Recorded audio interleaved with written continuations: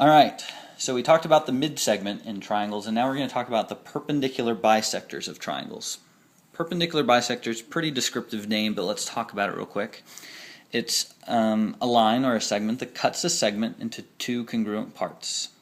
That's the bisecting part. And it creates 90-degree angles. That's the perpendicular part. And so perpendicular bisectors in a triangle, they cut sides into congruent parts. And so I've constructed my perpendicular bisectors. Remember how you do this? You make the arc, you make the other arc, and then you can connect them and it makes them perpendicular. And so I have a perpendicular bisector cutting this right here in half. And it's also a 90-degree angle. So what I noticed is I put a point C on our perpendicular bisector. And I measured this distance, I got 4 centimeters. And I measured this distance, and I got 4 centimeters. And so this perpendicular bisector theorem is going to say that a point on the perpendicular bisector, point C, is the same distance, or we're going to use this big fancy word called equidistant. Equal distance.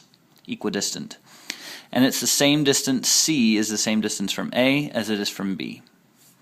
And so, if you have a point on the perpendicular bisector, then it's equidistant from the endpoints. And so if CP is the perpendicular bisector, or if C is on the perpendicular bisector of AB, then we know that CA is going to be equal to CB.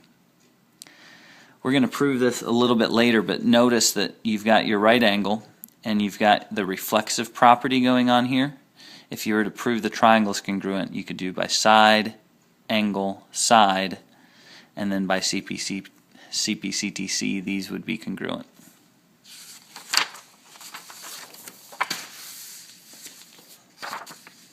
So, find the length of AB. Notice we've got these bisecting marks here. And so B is on the perpendicular bisector of AC. And so this right here must be congruent to that. So you can set your equation equal to. So because B is on the perpendicular bisector, BC has to be equal to BA. You can subtract 6x, you get 5x. You can add 9, you get 20. Divide by 5, you get 4. When you plug 4 back in, 4 times 11, 44 minus 9 is 35, which is what we were looking for, length of AB.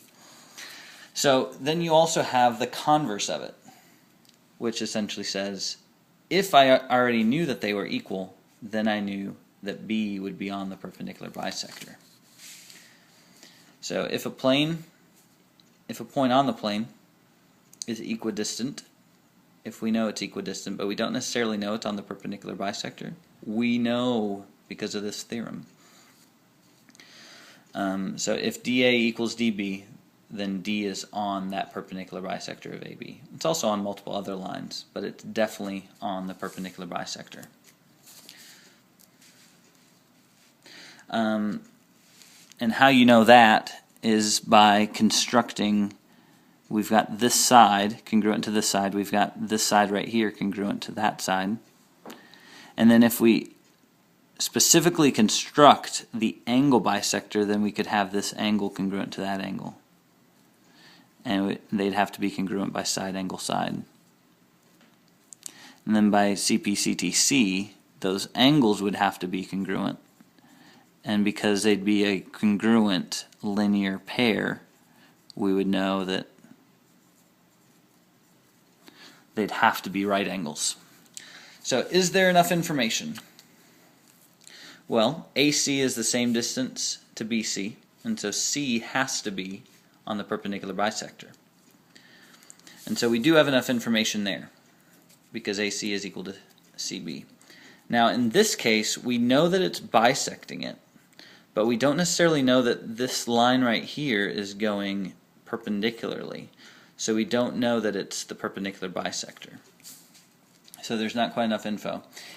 And I drew a counterexample. In this case, we have this congruent, however, it definitely doesn't look like it's going to be a perpendicular bisector. And that is the perpendicular bisector theorem.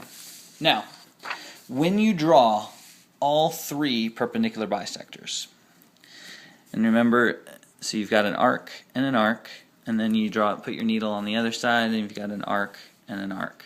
And so I've drawn one perpendicular bisector here.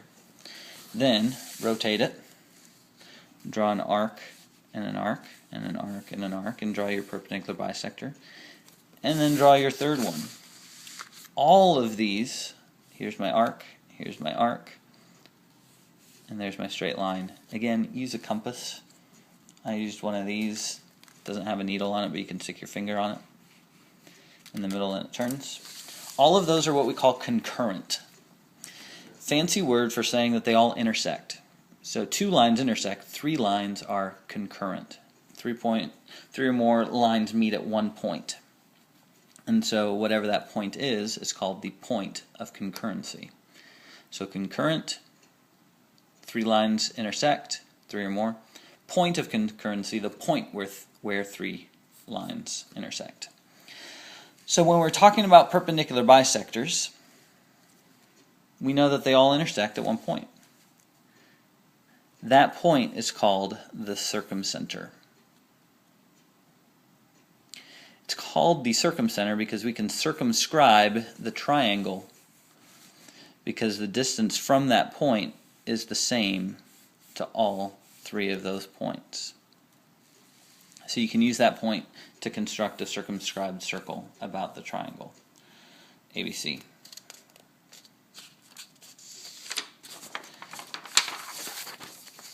So here's our theorem for the concurrency of the perpendicular bisectors.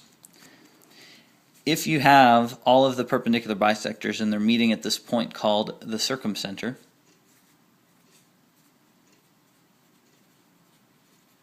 then you know that P is going to be the same distance from this vertex and this vertex and this vertex. It's going to equal PC and peanut butter, PB, right there. Now, we've got one picture here. We've got all of the perpendicular bisectors drawn. Perpendicular bisectors are shown, and they all intersect at G, the circumcenter. So if AG is equal to GC, which is equal to GB, because they're all equidistant, because this is the radius and the radius and the radius of the circle that's going to circumscribe them, the triangle, then that's 25. Remember also that they're perpendicular bisectors, and so BD, this part right here, is equal to this part right here, so both of those are 20. CF is half of the whole thing, so that's equal to 24, and so both of those are the same. BG is this right here, which is equal to our GC from before, which is 25, because that's the radius of our circle that goes around this. And CE is equal to BE, which is 15. And then AC is the whole thing, which is 24, and 24 making it 48. So here's my proof that I was talking about before. If we know C is on the perpendicular bisector, then I know that AD is congruent to BD because that's what a bisector means, definition of a bisector. I know ADC and BDC are right angles because that's what perpendicular means. And because I know they're right angles, then I know ADC and BDC are congruent because all right angles are congruent. And I know DC is congruent to DC by the reflexive property. And then I know those two triangles are congruent by side, angle, side. And then you might go on to say that, oh, then CA and CB are congruent by CP, CTC. And there's our proof of the perpendicular bisector theorem.